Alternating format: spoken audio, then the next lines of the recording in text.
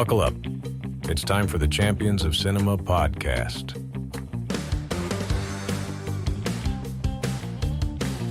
Welcome, sports fans, to Season 2 in the Ultimate Cinematic Arena. I'm your host, Joe Walker, and this is the Champions of Cinema podcast. Fellow producer James Marshall and I are deep diving into the heart-pounding world of sports films, the victories, the defeats, and the unforgettable moments that make us cheer, cry, and believe in the power of the underdog. James, it's October. Hello. Officially the month of Spooky. Spooktober. So why not kick off Season 2 with a movie about ghosts? Perfect timing. I think that's exactly perfect timing. And it's also a movie about baseball. But we'll get onto that, more of that in a second. What have you been up to recently? What have you been watching? I've been watching the new Vince McMahon documentary. Mm-hmm. Yeah. Fantastic. Great. Right? It was made by the Last Dance people, right? I think. Is a it? very similar feel. I like the intro, that kind of... I wouldn't be surprised if it was by the same people. I would say that all sports documentaries are taking that vein now, because the Last Dance was so good. So successful. That is what I've been watching, actually. I've realised that in the last week, I have been watching The Last Dance. I've been rewatching that. Painting my plastic figures and watching Vince McMahon. It's been a very peaceful week. I think for all the negatives that we can say about Vince McMahon being the terrible person that he is, the boy knows how to promote and produce a sport out of kind of nowhere, right? I think you have to be a bit of a bastard to be a good sports promoter. Do you know what I mean? Like, you can't just be like this, everyone loved... Remember, he was such a nice guy, blah, blah, blah. Like, no, like, you have to be a pretty cutthroat. Because, like, he willed... I didn't even realize how much that was the first thing. I didn't realize how much competition there was in wrestling. And how they only really operate like a tiny northeast segment of American networks. Yeah, always strong because of the New York area. But sure, yeah, but it didn't have like Texas and the Deep South, which I thought was maybe more of what they wanted to resonate with. Those kind of rednecks. And didn't have like the LA market or anything, and even when they grew, they went through a period where they were still number 2 to WCW or whatever, So like mid-90s, yeah. WCW but it was just constant innovation, and definitely had some help with some of the big stars. I felt like Hulk Hogan, obviously, even though he screwed him over a little bit towards the end, gave a lot of McMahon success. And Stone Cold Steve Austin as well, like his impact, huge as well. So if I had a question, if I wanted to ask Vince, I could chat with him. What I would love to what I'd love to ask him would be, who are like the 3 most important ever WWE wrestlers for WWE? Oh, I think he'd be able to. I think he'd probably be able to answer that really easily. I think so. Hulk Hogan, Undertaker, Stone Cold Steve Austin. Probably right. Yeah, probably right. I think he would go with those 3 for the impact that they had for him. But it's a good series. That's and great. It's really enjoyable. But this week's movie, James, is kind of out of left field a little bit, or right field, or even centre field, because it's a baseball movie. It might be the baseball movie potentially for some people. Really? God. Okay. Yeah, this is the one that makes people You're fall in love with. I can't think of many other baseball movies. Well, that's because you've not watched them yet. Bull Durham will come up in the future. A League of Their Own will come up in the future. We've already watched Moneyball. There is so many good baseball. Baseball is possibly one of the biggest movie franchise sports of all time because it's just so easy to make a baseball movie. Mm-hmm. Yeah. So we'll catch some more in the future. But yes, this week's movie is 1989's Field of Dreams. It's kind of like a historical fiction fantasy sports movie because it contains some real life people. Mm-hmm. But this one's really different in comparison to anything we've watched so far, right? Yeah, it's not really a sports movie. I mean, you really outdid yourself here, Joe. I mean, I was like, this is just Kevin Costner trying to, overcome his childhood trauma. Oh, my dad didn't love me, and he blah blah blah. Shoeless Joe Jackson. It's just him chasing around ghosts, basically chasing ghosts and listening to this voice in his head. Him and James Earl Jones. True. Darth Vader's there as well. Can't forget about. Old Darth. When there's something strange in your field of corn, who you gonna call? James Earl Jones. Yeah, I think that works. That works. Yeah, it does work. Yeah, pattern that. So yes, we are looking at Field of Dreams. It is, for me, it's still got some level of perfection to sports movies as things go here. This one is beautiful. Yes, it might be because my own father's been dead for 13 years, James, and all I want to do is, have a catch with his young ghost. But that's how movies affect us differently. We'll talk about that a little bit more later. Just on this, the original book that this was made from was written by a guy called W.P. Kinsella. Interestingly, Ray Kinsella is the name of the main character. Mm-hmm. And the book was called Shoeless Joe. When they wanted to make the book into a movie, they were like, oh, we don't like this name Shoeless Joe for the movie. We're not going to call it Shoeless Joe. So they did some brainstorming and came with some ideas. And they went back to Kinsella and they said to him, we're looking at changing the name of the movie. Would you be okay with that? And he was like, yeah, sure. What ideas have you come up with? And they said, so we want to call it Field of Dreams. And he brought out his original manuscript and put it on the table. Fuck off! Them. And the movie was called Dreamfield. Oh, still though, fucking hell. So what was the original book called? Dreamfield. No, but but what I meant was the story. Joe. So there's going to be the story was going to be called Shoeless Joe. Okay. So the book's called Shoeless Joe. Yeah. The movie they were like, no, we don't want to call it Shoeless Joe. Yeah. It kind of doesn't really fit. Oh my God. Which is pretty cool, isn't it? Yeah. We're going through some changes. This is season 2. So, unsurprisingly, you haven't been recast with Woody Harrelson, which is what I wanted to do, but we only had a week between seasons anyway, so it's been challenging to get new people in. We've just decided to keep you on as usual. Appreciate it. It's I can't promise anything's going to be great, but oh my God, season 3. Just wait until season 3 comes around. This is like the season 2 of The Wire, when you have to watch all that bit about the port, and you're like, oh, this is okay, but it's not quite the same as the first season. Mm-hmm. I haven't watched The Wire yet, but I appreciate that reference. I'll probably my next big series now. I think it's going to be time for you to watch that soon, definitely. Yeah. However, though, let's talk about this, and just to get us off the mark with it, what is your haiku for Field of Dreams? Here we go. Whispers in cornfields. Ghostly players rise to play. Father and son heal. That's perfect. It is perfect. Right. As a haiku of the synopsis for a movie, that is just... It's almost like the shortened synopsis. It's absolutely perfect. Yeah. Oh, I love it so much. I really do like it. Thank you very much for that. But now we have a new synopsis structure, don't we, Joe? We're new scene by scene / synopsis kind of. Yeah, we realised that doing scene by scene was kind of boring because sometimes there was sort of nothing to say about the kind of bullshit scene that went through the movie. But what we're going to do is, this is your spoiler warning if you're listening to the show today, and if you don't want to get spoiled about what the movie's about, even though we've done that already, here's the sort of the 3-act structure of the movie. We're going to go through it. I'm going to read. James is going to read. I'm going to read it. It's on Amazon Prime, guys. Give it a watch. Yeah, is it? Is it on Prime? You have to buy it. But okay. by the time they click on Amazon, they've committed. They've ended up watching it. Oh, well done. Yeah. Well done to you, Jeff Bezos. You sneaky man. The endorser is sponsored. We'll come. Temu. That's who we're sponsored by. Great. For the Temu of podcasts. That's really sad. Great. Really, really sad. We'll make it one day. Okay, so we're gonna get started with this 3-act structure. Are you ready, James? Yes, let's go. Okay. Ray Kinsella is a farmer in Iowa with a wife and a daughter and a load of unresolved daddy issues and schizophrenia. Walking through the corn, he's told by her voice that he must build a baseball field for him to come. Setting out on his quest, Ray builds a field whilst locals berate and mock him.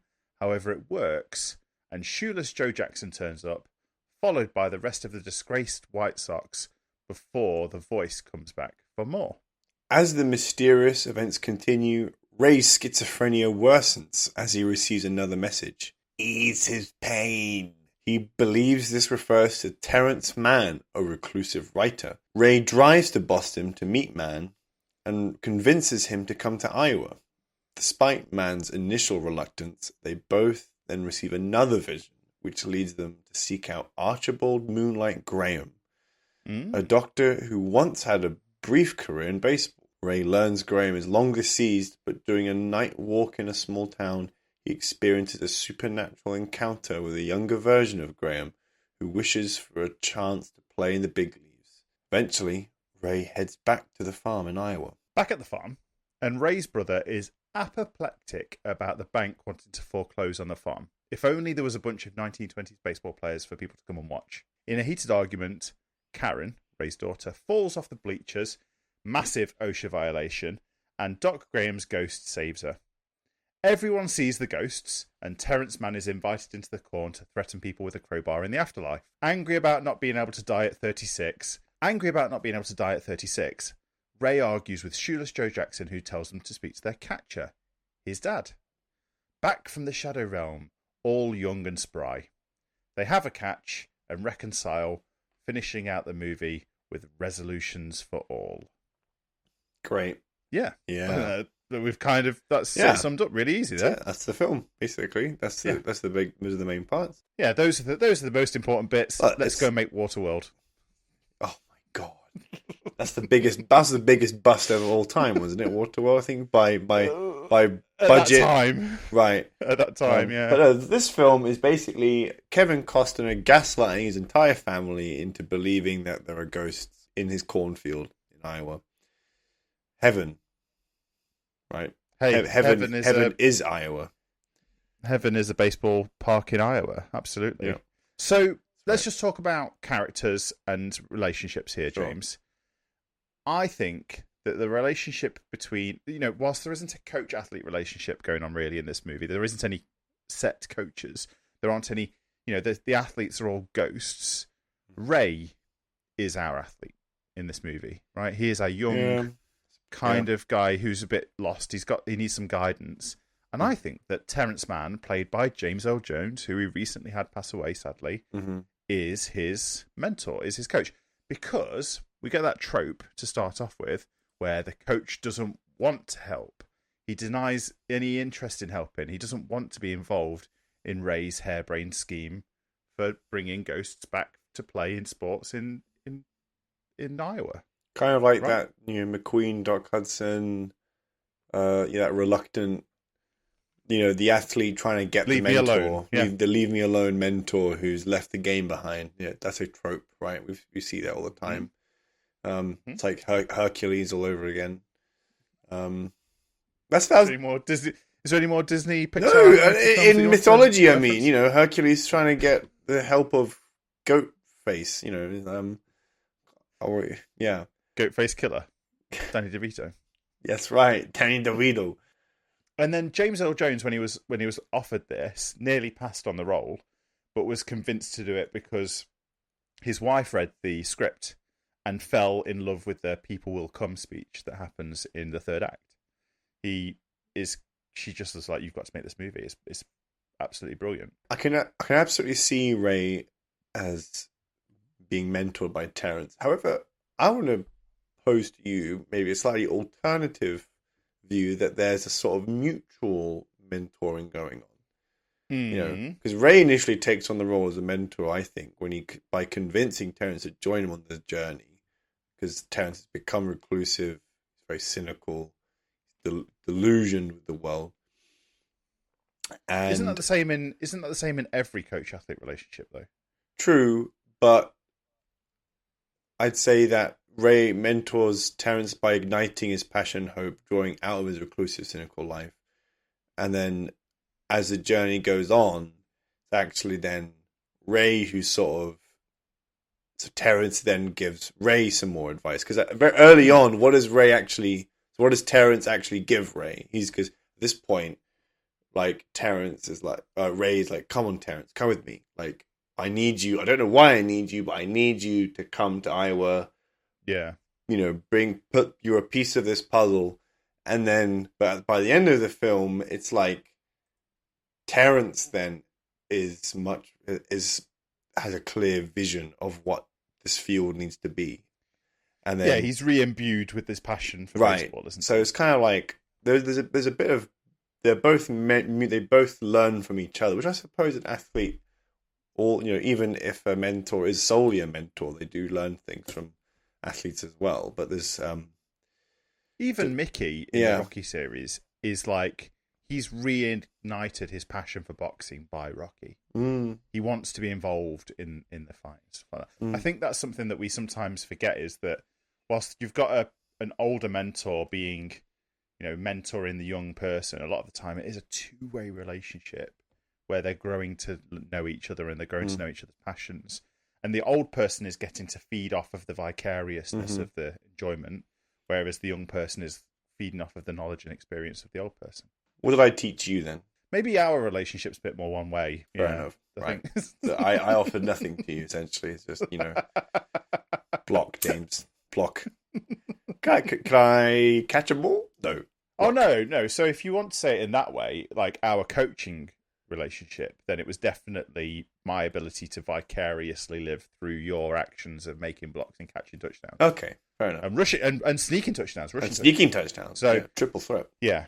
So, because whenever you did that, part of that action was kind of owned by me. I taught you how to take snaps. I taught you how to move your feet. I taught you how to block. Yeah. So in some ways, I was the impetus in those things. That's why coaches often do. That was essentially your position. You were the fullback tight end when you were a player. Yeah, for 1 year. Yeah. A bit of a quiz for you, or a bit of a question. I don't know if I've got a quiz this week for you properly, but I want to know is if you build it, he will come, or / people will come, Ray. Is that one of the top 10 sports film lines of all time? Now, Joe, before the episode, you said 5. Okay, so now you're saying 10. Top 10. I'm just going to expand. Top 100? It could be top 100, Joe. It very well could be top 100. But top 5, top 10, no. Like, there's got to be more. There's got to be more out there than that. Well, okay then. So give me your... just give me your... 5.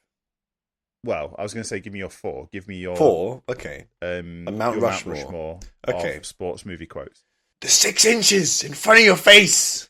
Oh yeah, that's got to be any line from Any Given Sunday speech. The inch of speech. Yeah, it's got to be there. 100%. I think there's so many sports movies you haven't seen, so you can't quote them. Adrian, I did it. That's probably there. I think that one actually should be the one from Rocky Balboa, where it's not about how hard you can hit in life. It's about how hard you can get hit and keep moving forward. Keep moving forward. Oh no! What about if he dies, he dies? So I've got a few here that might help you along. Wax on, wax off. Yeah, okay. Danielson.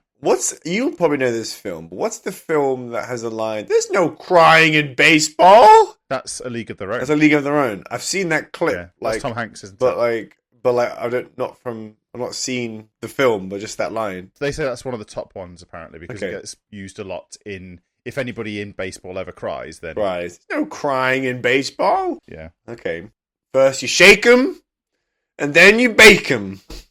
That's a good one. I love that. I watched that this week. Did you? That was one of the movies I watched this week. I wake up in the morning and I just piss excellence. I just piss... Oh, that film has so many lines. I can't wait to do it. We'll do that at some point.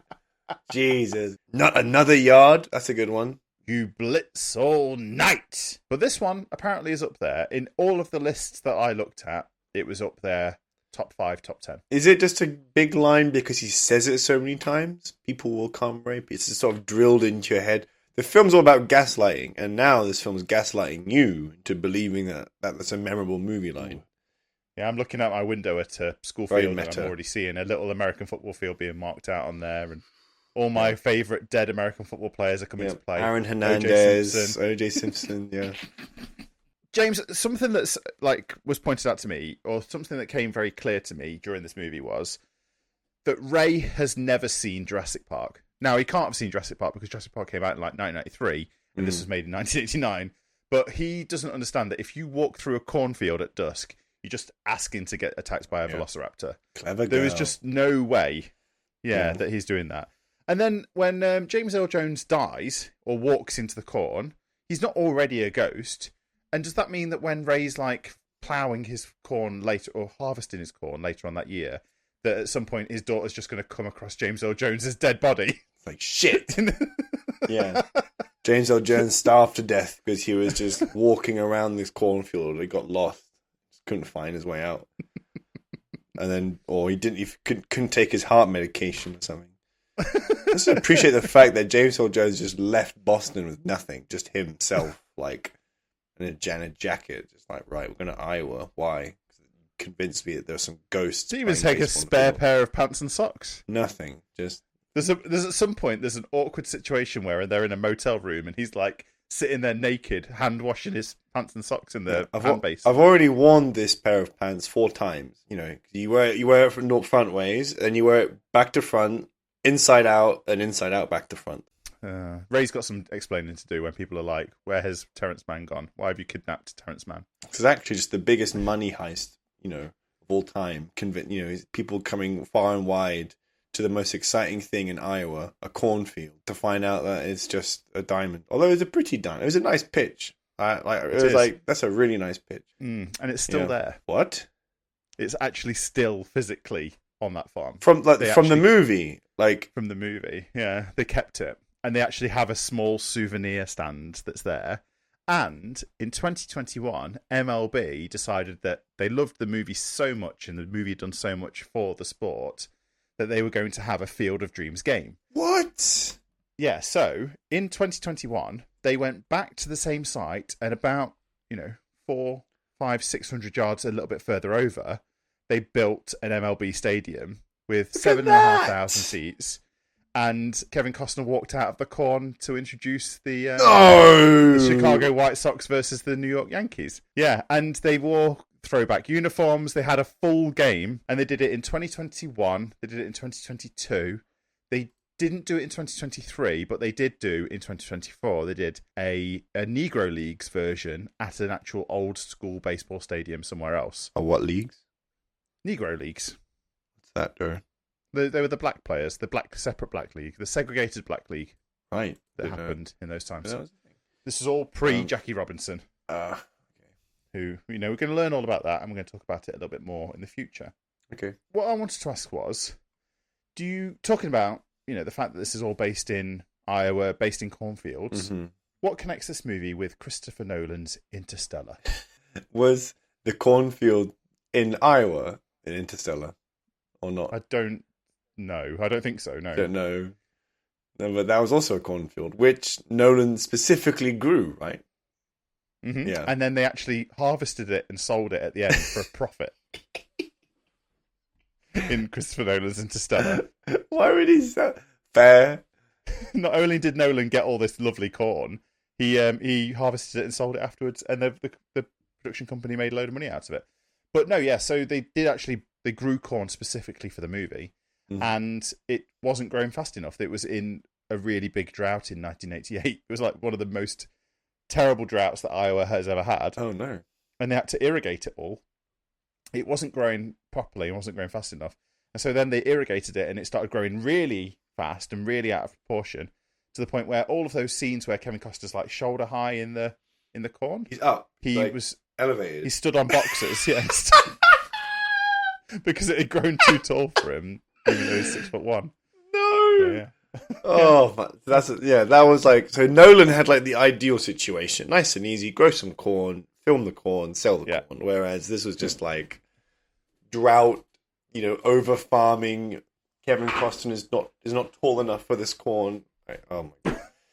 Right. Yeah, absolutely. There we absolutely. James, is this all just an allegory for midlife crisis, knowing one has unresolved issues with with deceased loved ones, and for the end of our ability to play games coming back round? Yep. No, this is just look. Is that why I connect with it? Yeah, you probably, Joe. Like, grow up. Like, you didn't have the makings of a varsity athlete. I think the fact that it is an allegory for midlife crisis is a good thing. I don't think that's a terrible thing. I think that's positive. This film, there are plenty of sports movies that are allegories for midlife crisis.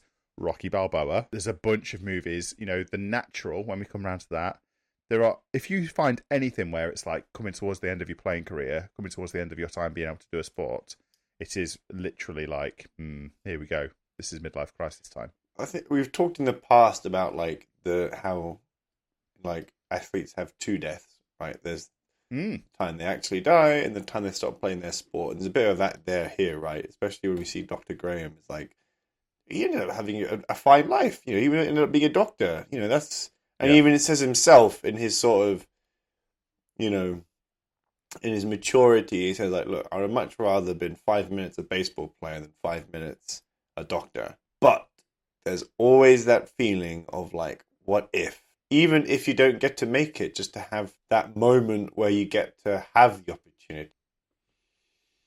I thought the characters are interesting in that I think very often you get films where different characters are supposed to epitomize certain themes. And I think we get a lot of that here. So I think, you know, it's like Ray's journey is all about confronting regret and rekindling lost connections. You know, that's obvious. Total Quest version of like the sports of the movie. And what's interesting, and the interesting thing is he doesn't even know what that quest is. He's just puzzling it all together as he's going along, which I enjoyed.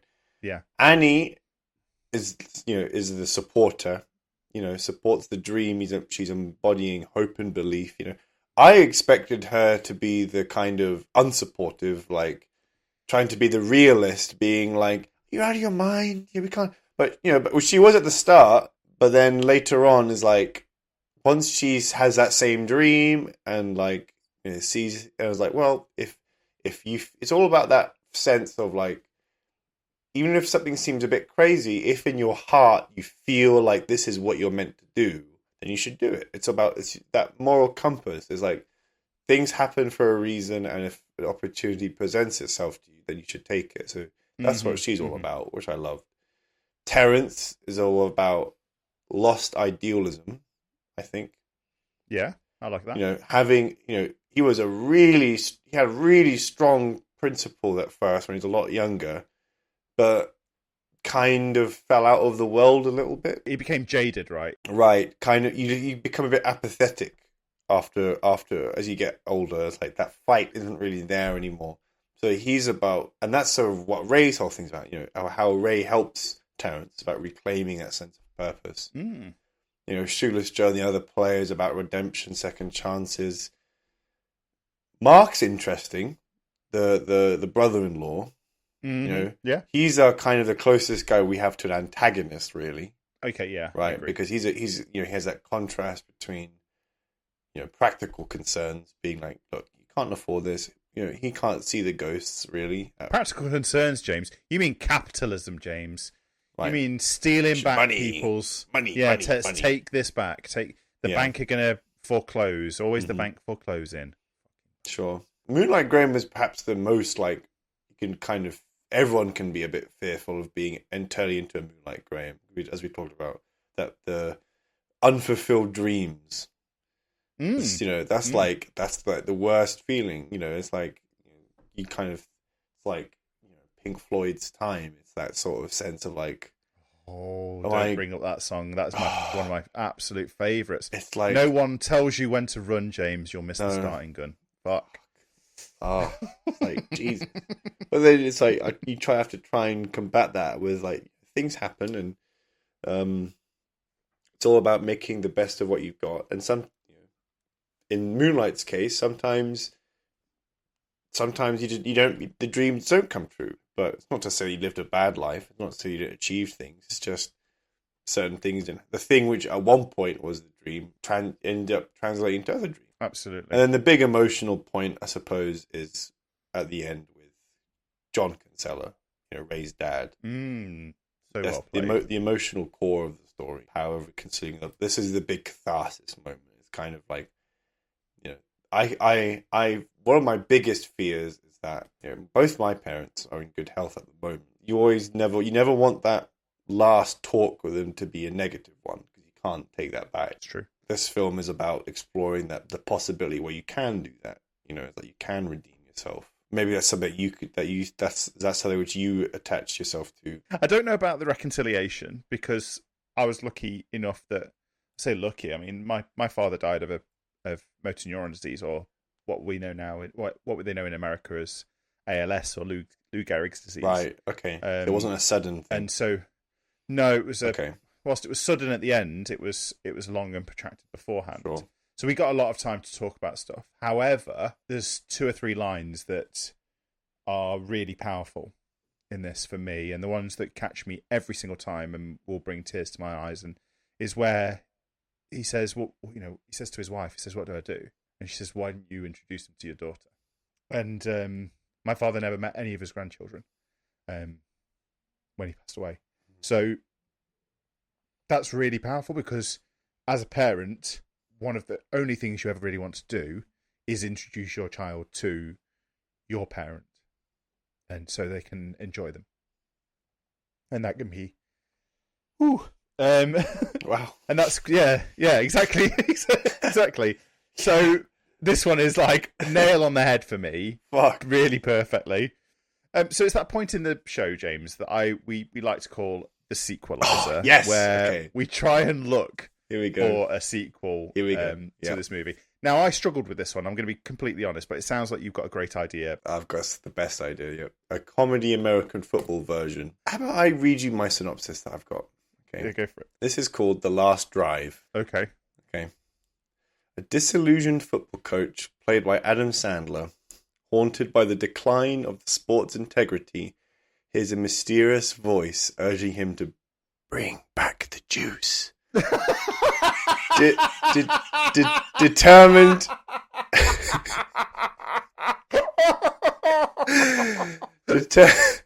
determined to find redemption for both the game and its fallen heroes, he sets out on an impossible journey to bring back the legendary O.J. Simpson back from the dead for one final game to restore the spirit of football.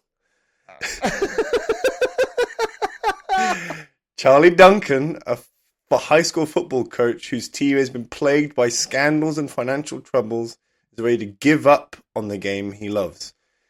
Frustrated by the greed and corruption that have infected football at all levels, he finds solace in an abandoned football field, a remnant of a once glorious era. One night he sits alone in the stands. Charlie hears a voice whispering, "Back the juice." Confused and intrigued, he decides to investigate further. Charlie interprets the voice as a call to bring back O.J. Simpson, the legendary running back whose career was overshadowed by a dark and controversial fall from grace. Despite the impossible nature of the task, he becomes obsessed with the idea, believing that somehow O.J. could be the key to restoring the purity of the game. Let's not forget, he had 176 yards against the Lions, Joe. Okay, in one game. Or 276 yards, sorry.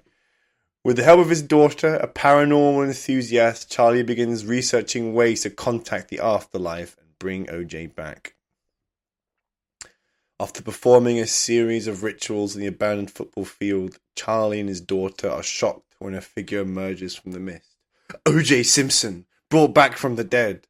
At first, O.J. is confused and disorientated, but he regains his senses, realizes why he has been brought back, to reclaim his legacy and give the game of football one last chance to shine.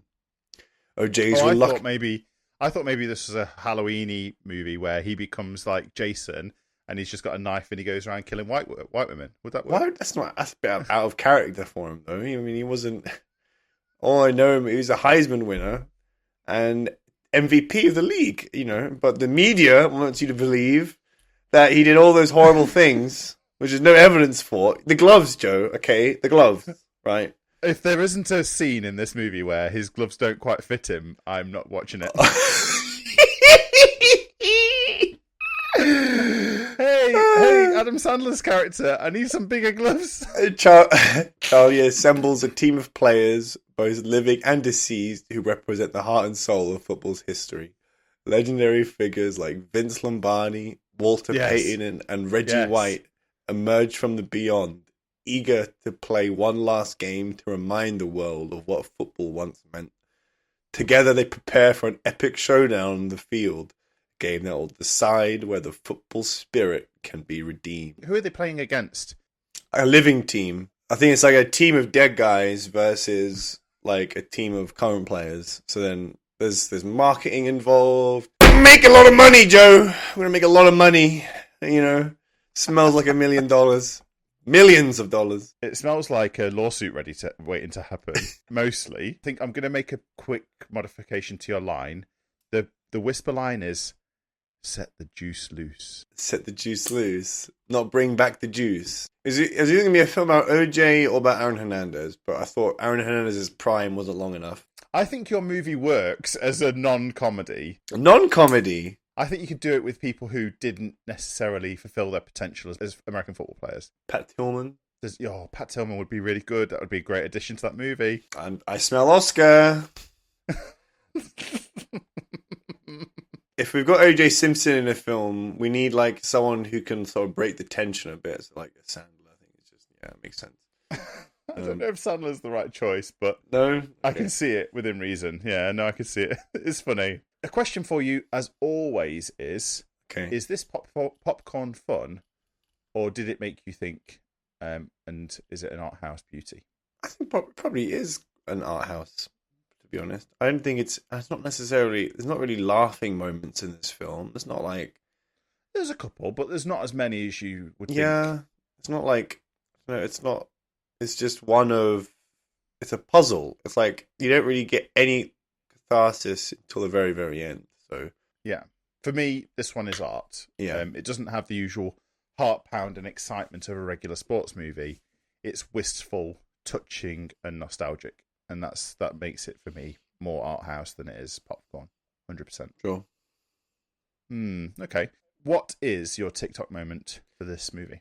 So usually I go for a TikTok moment which I feel like encompasses the whole film, all the main characters, all the themes.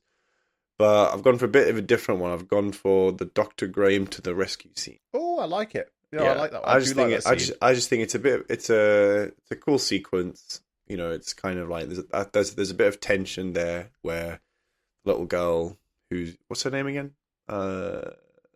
Karen. Yeah, Karen has a bit of a fall from the stand, and then Dr. Graham. But Lancaster throw in that piece of where he goes, hot dog, piece of hot dog lodged in her throat. Yeah, this child is choking. You know, it's like he's so calm, which is what you need. Yeah, being 4 hours from the nearest hospital. Sure. Yeah. So that's a cool moment. But I like those. You got one? 100%. I've got two. I've got it's a gun. No, it's your finger. I really enjoyed that bit. Just as a line. I was like, I see him going. He's not really doing that, is he? Like, that's not a gun. Like, show me. I'm not going to show you. And I think the bit where Terrence Mann admits that he's seen the thing on the scoreboard in Wrigley Field is not Wrigley Field in Fenway is quite cool. Yeah. And then eventually he admits to it. Interestingly, there were two other actors in Fenway as extras that evening. Would you like to guess who they were? Are they like famous Bostonians? Yes, they are. Is it Matt Damon and Ben Affleck? Yes. When were they? They're just in the crowd. They got paid to be in the crowd as an extra that day because it's special for the movie. And then for me, hey Dad, do you want to have a catch? Yeah, That's just perfect for me. Interestingly, there is one other bit that I do like that I keep whenever I watched it. I was like, I rewound it and watched it again, and that's when Kevin first steps out onto the baseball diamond and starts hitting balls to Ray Liotta's character, cool. Joe Jackson. And there's the bit where he says, "Can you pitch?" And he says, "Yeah." And he says, "Why don't you see if you can hit my curveball?" And he's like, "Yeah, sure, okay." And he threw him that pitch, and then there's that bit where he hits the ball and it hits the bag of balls and nearly hits Kevin Costner. And that was real. That actually happened. Ray Liotta hit the ball and nearly hit Kevin Costner, and they kept it in the movie. Excellent. There you go. That's pretty cool. Who's an athlete that you would like, whether it's pass a throw an American football to, or tuck a baseball with, kick a football around? Who is someone you'd like to spend like a moment with playing a specific sport with, just casually? I would want to do a lap against Senna. I'm not old enough, sorry to say, that I know of an athlete that has died that I watched actually play their sport.